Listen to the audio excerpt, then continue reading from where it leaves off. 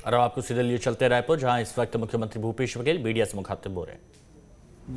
जिन्होंने लगभग 44 संगठन वहाँ से संचालित किया, वो सब नई तालीम और वो सब चीज़ देखने का अवसर मिला। साथ ही वहाँ गांधी जी ने एक ही संग्रहालय बनाया है, जो मगन लाल जी के नाम से, उनके भतीजे थे, उनके नाम से संग्रहालय बनाया, वो भी देखने का अवसर मिला। वहाँ जिस प्रकार से लोग काम कर रहे हैं वो बेहद ही, जो हमारे छत्तीसगढ़ में जो गौठान में हम लोग काम कर रहे हैं उससे ही मिलता जुलता वो लोग बहुत पहले से काम कर रहे हैं। उन लोगों ने काफ़ी प्रसन्नता व्यक्त की जब हम लोग यहाँ काम कर रहे हैं। बहुत ही उच्च शिक्षित लोग वहाँ काम कर रहे हैं और किस बुनकरों के लिए और अनाज के लिए जो काम कर रहे हैं, जो कुटीर उद्योग जिसको कह सकते हैं, तो वो मगन धर्मशाला में संग्रहालय में, मगन संग्रहालय में वो लोग काम कर रहे हैं।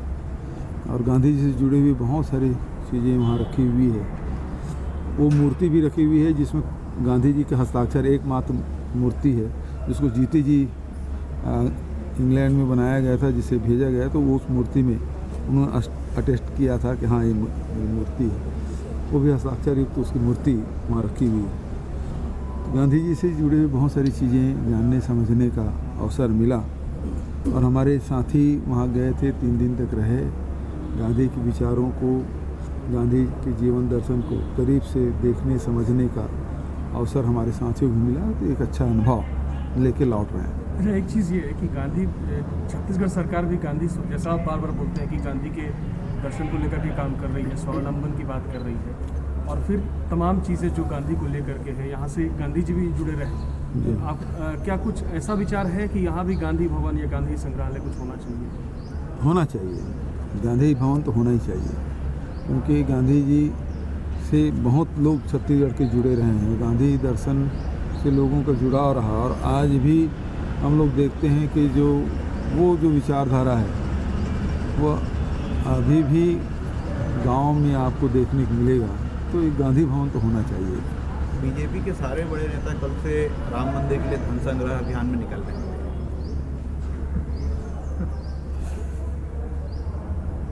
पिछले समय जब शिला पूजन के कार्यक्रम हुए थे, उसमें जो पैसा इकट्ठा किया गया था उसका हिसाब आज तक के देश की जनता को नहीं दिया गया। और वो कहते हैं जिनको पैसा दिया है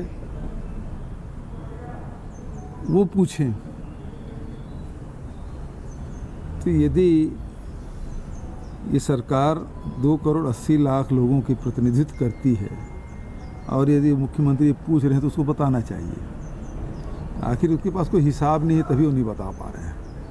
आखिर क्या कारण है, उसको छुपाने का क्या कारण है? अभी भी फिर से, और अभी भी जो धन संग्रह करेंगे उसका हिसाब किताब क्या है,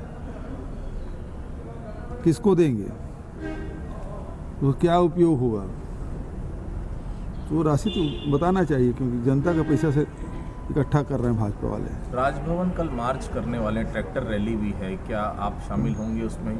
तीनों कृषि कानून के खिलाफ जो कांग्रेस कल बड़ा घेराव संगठन के लोग कर रहे हैं।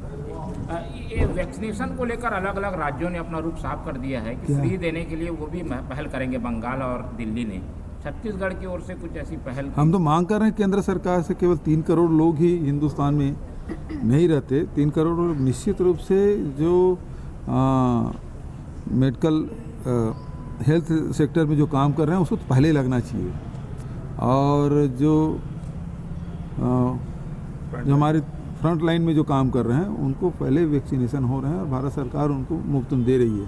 इसका तो हम स्वागत करते हैं, लेकिन बचत 132 करोड़ लोग के लिए भी भारत सरकार को, क्योंकि वो जो उस दिन वीडियो कॉन्फ्रेंसिंग हुई, प्रधानमंत्री जी ने जो कहा, तो उसमें उन्होंने कहा खरीदने का काम केंद्र सरकार करेगी, तो एक ही रेट रहे।